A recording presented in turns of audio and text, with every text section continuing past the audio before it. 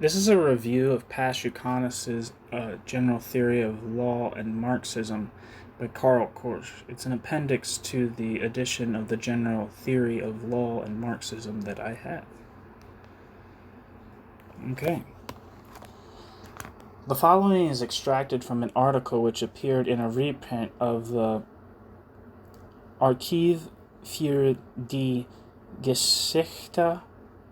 des Sozialismus und der Arbeiterbewegung of 1930, 15th year by Karl Grünberg, Leipzig. The reprint appeared with Glaser Verlagsanstalt in cooperation with the Limmat Verlag, Zurich. Since Pashukanis' work fell into oblivion so quickly, there has been no continuous debate on its theses. Here we consider it worthwhile to recover for the present discussion this early reaction by Karl Korsch. The whole of the critique of the fundamental juridical concepts and resulting general theory of law by the Soviet Marxist jurist Pashukanis consists solely of positing and rigorously developing the formula that not only the varying contents of currently obtaining legal relations and legal norms, but also the legal form itself in all its manifestations is, quote, just as, end quote, fetishistic in character as is the commodity form of political economy. Like the commodity form of political economy, law in its fully developed shape pertains exclusively to the historical epoch of capitalist commodity production and in a parallel historical development had insignificant beginnings, only becoming recognizable in the course of subsequent development. In the bourgeois, quote, constitutional state, end quote, of today, law has spread in part actually, in part potentially, from its original sphere of regulating the exchange of commodities of equal value to affect absolutely all social relations existing within modern capitalist society and the state governing modern capitalist society. Together with capitalist commodity production, the bourgeois state, its classes and class antagonisms, law will be completely transformed in its content in the communist society of the future and will ultimately also, quote, wither away, end quote, altogether as a form. It is obvious that a critique of the historical phenomenon of law in its entirety, which starts out from so radical a materialist principle and goes right to the heart of the matter, must lead, when carried through consistently, to extremely far-reaching consequences, with many of the conceptions which up to now even the socialist critics accepted more or less unquestioningly, being turned upside down. This revolutionary theoretical significance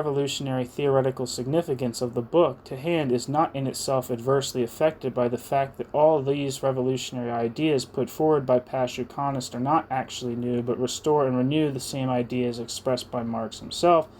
partly by implication, but to a large extent explicitly as well, as many as 80 years ago in his critique of the German ideology in the Communist Manifesto, and repeated some decades later in Capital and the critique of the Gotha program of 1875.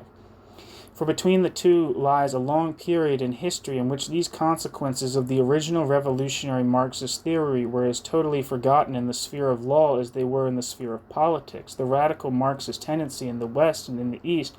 was only able to unearth these consequences from the oblivion in which they had languished for decades in the new critical period of capitalist development after the turn of the century and in the sharpened class struggles of the war and post-war period.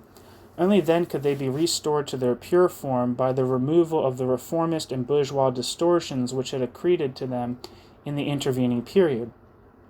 For this reason, it does not seem to us to be especially vital to the critique of Pashukanis' theoretical achievement in rehabilitating the Marxist theory of law that despite the, quote, orthodoxy, end quote, to which the author aspires, he has not in fact in his book restored all the consequences of Marxist theory for the sphere of law with absolute consistency. Indeed, Pashukanis has not even restated all those already clearly expressed in Marx himself. Rather, despite his forceful beginning, he still evades in the end some of the most far-reaching and bold consequences. In his penultimate chapter, for example, he shies away from the conclusion, which his portrayal, accurate enough in itself, of the connection between law and morality in the commodity-producing class society of today has led him to.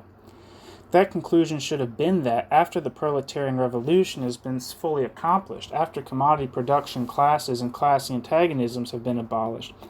and after the state and law have, quote, withered away completely, quote, there will be no morality, end quote, any longer in the communist society of the future freely developed on its own basis.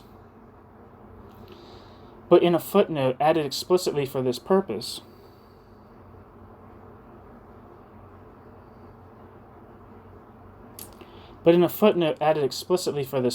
he restricts the, quote, withering away, end quote, in this sphere to the, quote, specific forms, end quote, of moral consciousness and moral conduct peculiar to the present historical epoch, which, once they have played out their historical role, will make way for, quote, different higher forms, end quote. And in another place, in analyzing the problems of, quote, law and law-breaking, end quote, in the final chapter of the work, he even goes so far as to make explicit mention of a new, quote, system of penal policy, end quote, to be created after the complete disappearance of classes. For while he does raise the question as to whether, quote, in such circumstances there will be any necessity at all for a penal system, end quote, Pashukanis obviously confines his own perspective to the abolition of the, quote, legal fabric, end quote, and the, quote, characterization, quote, criminal law, end quote. In contrast, as early as the Communist Manifesto of 1847/48, Marx and Engels listed explicitly among the most general forms of consciousness, which despite all variety and differences are common to all the centuries of the history of class society until today, and which will, quote, completely vanish with the total disappearance of class antagonisms, end quote, in the epoch of the proletarian revolution, besides, quote, religion, quote, philosophy, and, quote, politics, unconditionally and without any reservations whatsoever, quote, morality, and, quote, law in their entirety. Marx and Engels explicitly rejected the mere, quote, reshaping, end quote, of their previous forms. We are far from reproaching the, quote, orthodox Marxist, end quote, Pashukanis with these and several other instances where his critically revolutionary, quote, theory lags behind the theoretical ideas expressed by Marx and Engels themselves in an earlier historical period. We tend rather to see the decisive failing of this, quote, materialist critique of law in its all too didactic, scholarly, dogmatic character, which compared with past and present reality and practice is frankly, quote, juridically unworldly, end quote, at a theoretical level. In this connection, it is particularly illuminating to compare this, quote, general theory of law, end quote, published by the Russian Soviet Marxist Pashukanis in 1929. Korsch is mistaken here. While the German translation from which he is evidently working was published in 1929, the original work was first published in 1924. Not with Marx and Engels' earlier views originating in time and in their subject matter from the conditions of the revolutionary dawn of the working class movement, but with a work by Engels together with Kautsky, which appeared in Neue Zeit in 1887. Engels here expresses his views on questions of law with reference to the practical and theoretical demands of a new stage of development in the modern working class movement, much more closely related to present-day conditions. Sharply as the materialist critic Friedrich Engels takes issue in this piece with the illusions of the, quote, jurist socialism, end quote, put into circulation at that time by Anton Menger and other, quote, Nerd alert. I think Anton Menger is related to, is the brother of Karl Menger. And if you know who Karl Menger is, he was one of the founding fathers of the so-called marginalist revolution in economics. Anyway, maybe I'm wrong about that, but, you know. Sharply as the materialist critic Friedrich Engels takes issue in this piece with the illusions of the, quote, jurist socialism, end quote, put into circulation at that time by Anton Menger and other, quote, well-meaning friends of the workers, forcefully as he emphasizes that the modern working class, quote, cannot fully express their conditions of life in the juridical illusion of the bourgeoisie, end quote, cuttingly as Engels rejected the implication that one of the existing socialist parties would dream of, quote, turning their program into a new philosophy of law, end quote, Still less is he simply content with this negation, abstractly attuned to the revolutionary, quote, ultimate victory, end quote, of the, quote, legal form, end quote, and the, quote, juridical attitude, end quote, which essentially pertain to bourgeois society. Rather, Engels contrasts Menger's ambitiously positive but theoretically inadequate and ultimately unattainable socialist, quote, basic rights, end quote, of workers to the, quote, full proceeds of their labor, end quote, with the different, quote, specific legal claims, end quote, which he feels socialists should be raising, and without which, quote, an active socialist party, and indeed any political party at all, is impossible, end quote. The only fundamental condition he sets for such a program of legal claims by the struggling proletarian class consists of the materialist condition that all these claims, varied and variable depending on period, country, and level of social development, must in all cases be precisely adapted to the relations and conditions of the class struggle. It is quite evident that the standards set in the Testament by Friedrich Engels and the evaluation of a socialist legal program, and hence also of a socialist theory of law, cannot simply be applied without alteration to the, quote, Marxist theory of law, end quote, of the Soviet Marxist Pashukanis. Pashukanis's book was predicated on the totally different situation of a proletarian revolution already in process, and even those who regard this predicate as a historical illusion and a delusion must take its subjective existence into account in evaluating the theoretical content of this, quote, Marxist theory of law, end quote. One cannot even reproach the author with having ignored the bourgeois character of existing institutions in his own field, that of law, in his, quote, socialist Soviet state, end quote, in the present, quote, transition period, end quote, a character unaltered by changes in name. On the subject of the criminal law currently valid in the Soviet Union, which erased the concept of, quote, guilt from its statutes as long ago as 1919 and 1922, meanwhile retaining such forms of guilt as, quote, intent, quote, negligence, and the fundamental concept of legal guilt, quote, irresponsibility, and which some time ago replaced the concept of, quote, punishment with the characterization, quote,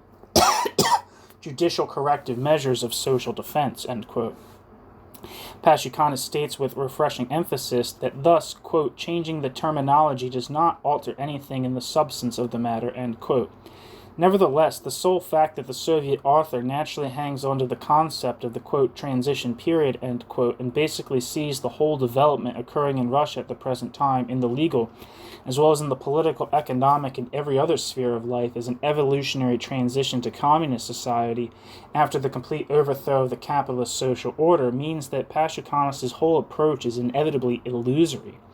since it attempts to comprehend current relations and developmental tendencies not in materialist terms according to their concrete nature, but idealistically in the light of the subjectively posed goal.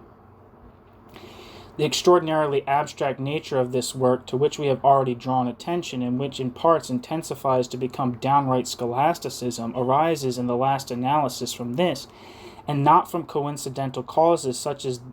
that this work was originally intended as a first draft, written largely as a means for the author to clarify his own ideas,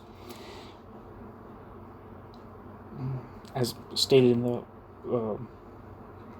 preface to the second Russian edition. The outmoded scholasticism of method, which cannot be overcome by theoretical means in the given circumstances, is employed by Pashukanis in his internally inconsistent attempt to rehabilitate the pure and unfalsified revolutionary Marxist critique of law as the theoretical expression of the actual historical development presently occurring in the Soviet Union and indirectly on a world scale. And this method ultimately and inevitably leads him to distort theoretically that very theory whose, quote, pure and unfalsified, end quote, rehabilitation he is subjectively striving to accomplish to the letter.